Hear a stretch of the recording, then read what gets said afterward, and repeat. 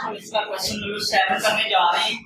ऊपर ये भी टॉपिक लिखा हुआ है, solve by using factorization method. Solve by using factorization method यानी टॉपिक होगी, टॉपिक हमारा वो मैं टॉपिक के ऊपर मेंशन कर रहा हूँ, सॉल्व बाय यूजिंग फैक्टराइजेशन।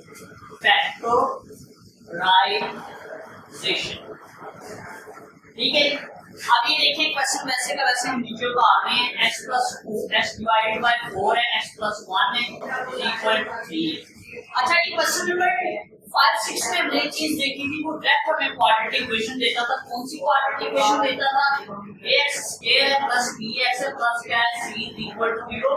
इसमें a b c के कोएफिशिएंट यानी x स्क्वायर का कोएफिशिएंट a है, x के साथ b है, c के साथ, यानी ये क्वाड्रेटिक इक्वेशन होती थी हमारे पास। इसको 0 के इक्वल करके बाद में पेयर बनाते थे, फैक्टराइजेशन करके फैक्टर निकालते थे, x के रूट्स निकल आते थे।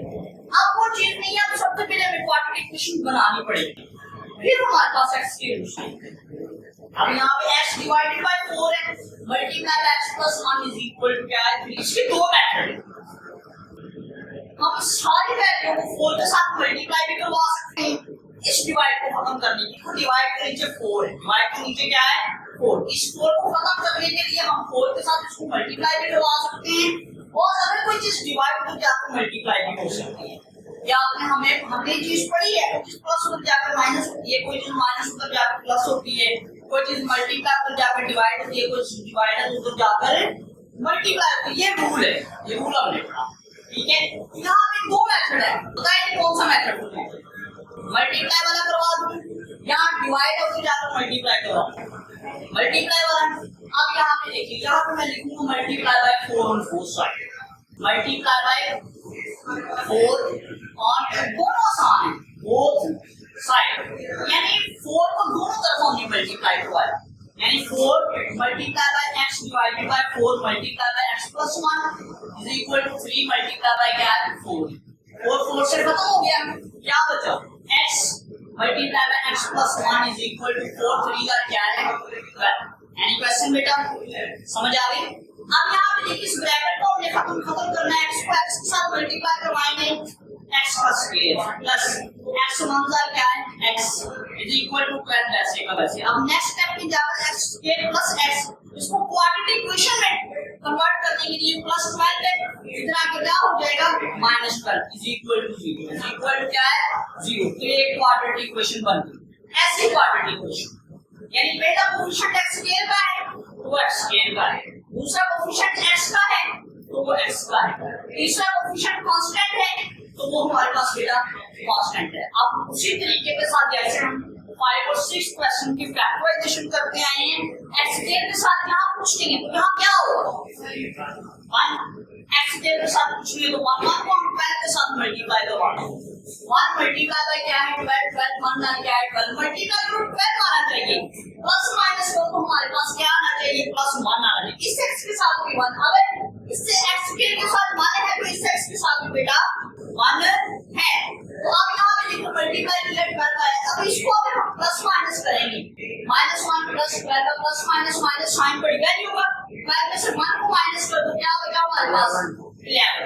तो लेकिन बेटा 1 आने वाला नहीं है।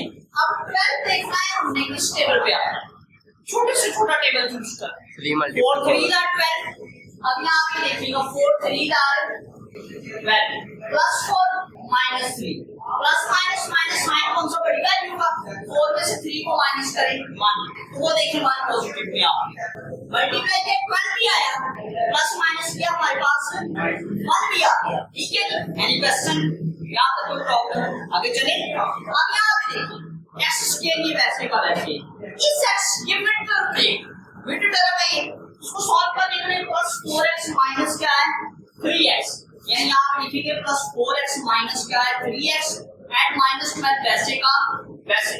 अब मैं ये क्वेश्चन ऊपर लिख देता हूं, मैं यहाँ पे लाइन ड्रा कर रहा हूँ, x स्क्वायर प्लस 4x वैसे की वैसे ऊपर उतार रहा हूँ, माइनस 3x है and minus 12 is equal to 0 है।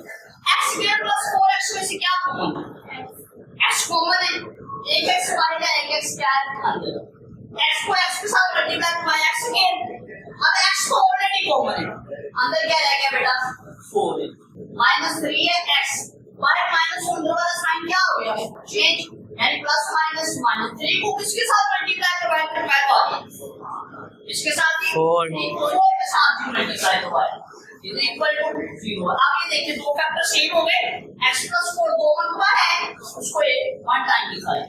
अब दूसरा फैक्टर बनाने के लिए x को लिखा और माइनस 3 को लिखा इज इक्वल टू 0। अच्छा ये दोनों फैक्टर किसके इक्वल है?